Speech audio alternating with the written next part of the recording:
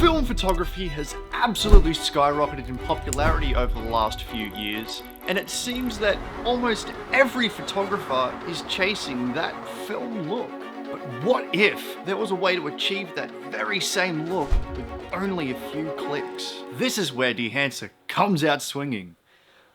Or does it? We're going to be putting Dehancer to the test with a variety of different cameras and lenses to see if it can really achieve that film look. So let's not screw around, let's get straight into it.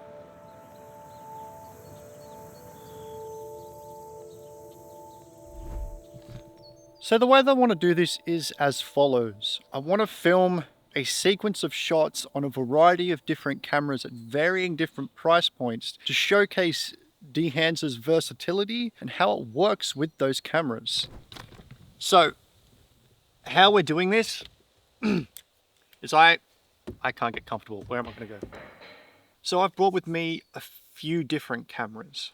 We have my A7 Mark IV, we have the A7 Mark I with the Kodak DIY lens, we have a GoPro, we have a Nikon B5000, my iPhone 13 Pro Max. So let's try and find some stuff to shoot and start shooting.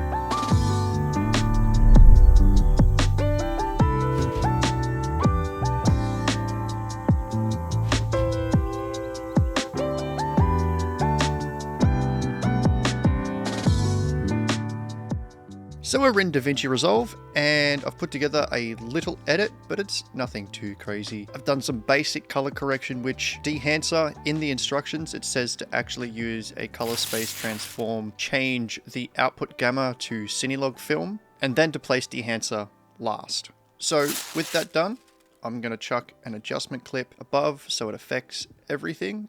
And we're going to see how it looks. Cinestill 800T. I may have to add a color space transform on the GoPro footage. Oh, that actually looks like film.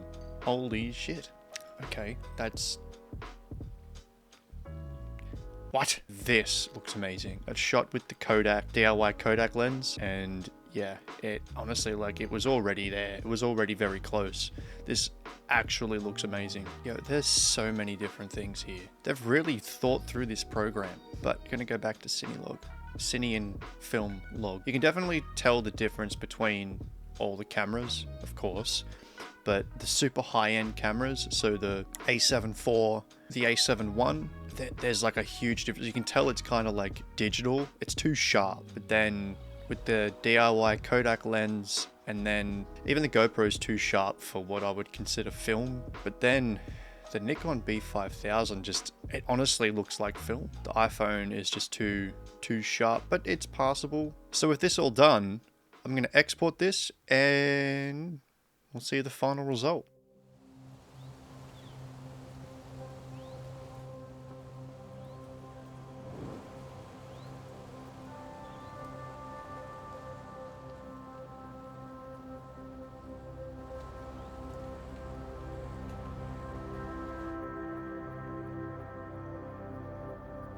So I have some thoughts and feelings I'd like to share. First up, I kind of feel like I lacked a little bit of creativity when it came to shooting the film video portion thing. Do you know what I'm trying to say? In this video, there's so many different transitions happening and a lot of masking stuff, and I've just been really inspired by a lot of different creators to just kind of up my game when it comes to this kind of stuff. But the demo film real video thing, I felt it kind of lacked. But for next time, plan something out, Marley. Don't fly by the seat of your pants. Now to my initial thoughts on the program. For full transparency, Dehancer and I are collaborating on this video. They reached out to me and said, hey, we like your stuff. Would you like to review our plugin?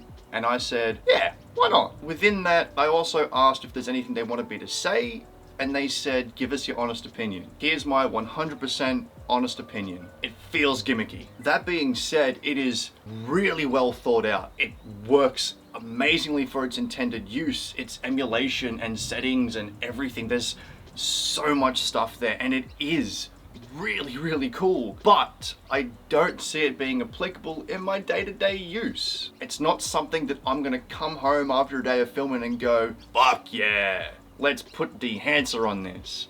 It's a very stylized look So I feel that maybe if you're shooting a specific project with that vibe in mind, or you're shooting a music video and you want that kind of vibe, it works and it does its job really well. But for the average filmmaker, for the average content creator, it kind of feels gimmicky. But I don't want that to take away from its functionality, because there is a lot to unpack. There is a lot of film cameras that have been made over the years, and yeah, this program is jumping on that film photography trend because it's coming back into fashion. I can't remember where I was going to go with that thought. If you want to try this program yourself, use code ADVENTURE to receive 10% off.